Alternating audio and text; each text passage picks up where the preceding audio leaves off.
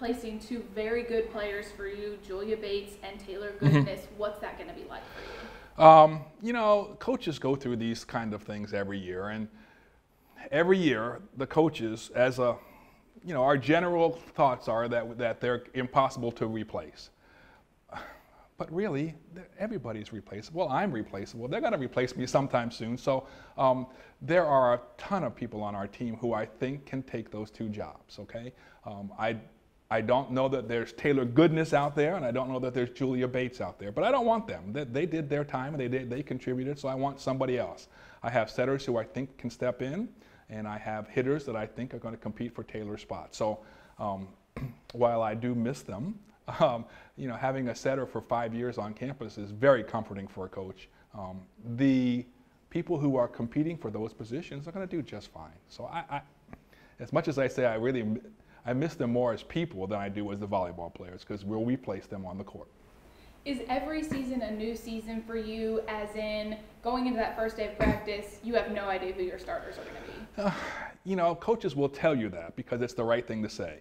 I know probably half of the players who are going to play on the team. You know, there are just some constant that you want, and you build your team around that core, and as you lose a Taylor and a Julia, you want that core to be replaced by people just behind her. So that core is there.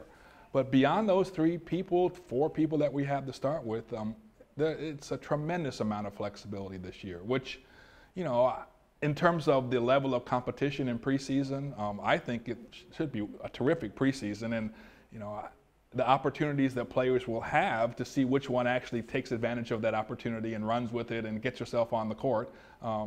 You know, anybody that knows me knows that I don't run them in and out very much. Once I kind of get who I want, I feel like there's a certain value in continuity and having them learn how the person next to them is going to react. And so I like to leave them out there. So the competition should be hard, and everybody's got chances out there. So it should be really nice. Again, the season is just around the corner, and I know you have a million things running through your head, but when you even maybe start to think about the season, maybe just the first few games, what are kind of your thoughts on things you want to accomplish this season, or what you're expecting out of this? You know, you asked if this is season. Every season is completely different, okay? And so the goals, while they remain the same, how you achieve them is different every year. And so for the way our team, with Caitlin being here for now 9 years, so, you know, we try to make small goals on daily basis that you can achieve, that if you take care of those small tasks will contribute to success in the long run.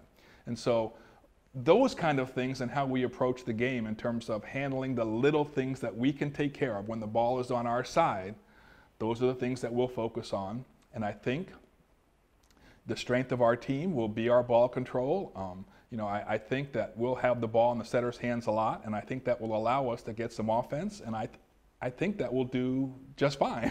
You know, but at this time of year, I think every coach is pretty optimistic about where they're going to get at the end of the season, and you know, heck, I'm ready to go. I wish we have camp 3 weeks ago, and when I send them home from camp, I tell them, I said, I'd rather just you guys stay here now. Let's start. So, you know, I've been doing it a while, but every year is still exciting, and I look forward to it really, really with a tremendous amount of anticipation. I don't know about them, but I've not been sleeping very well the last couple days.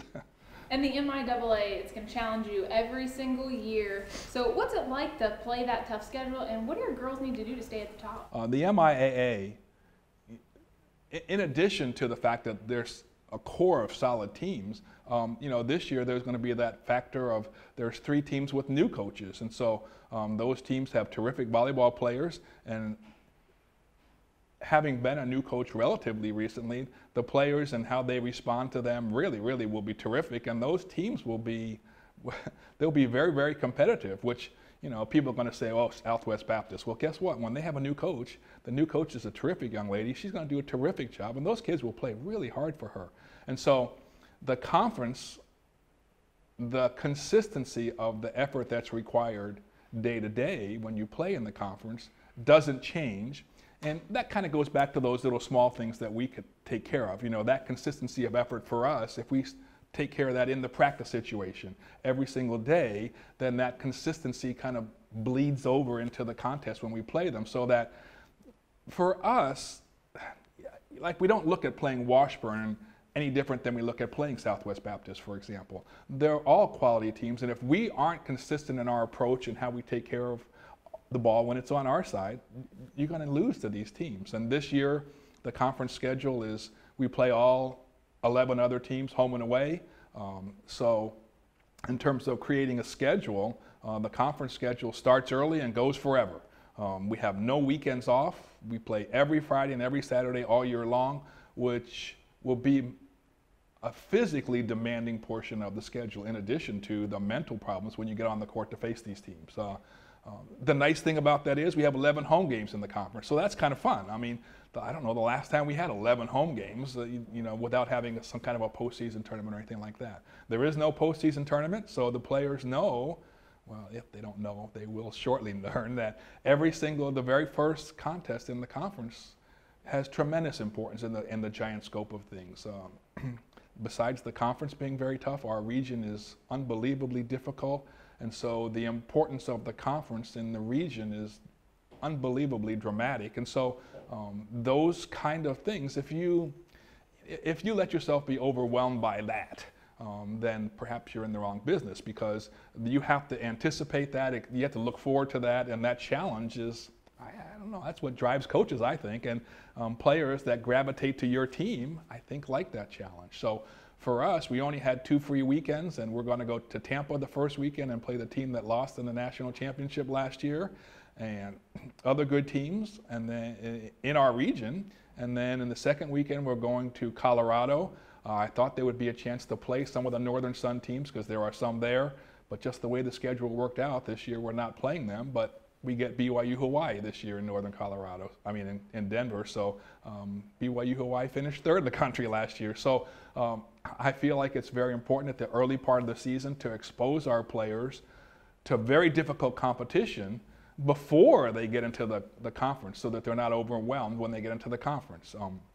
The quality of a team like Tampa is phenomenal from year to year, and so you know what you're getting when you play them, and that will help us so much when we get into the conference and play teams like Washburn and Kearney, Emporia State, Pittsburgh State, Northwest Missouri. Central Oklahoma is going to be a terrific team this year. So I think playing Tampa is a benefit.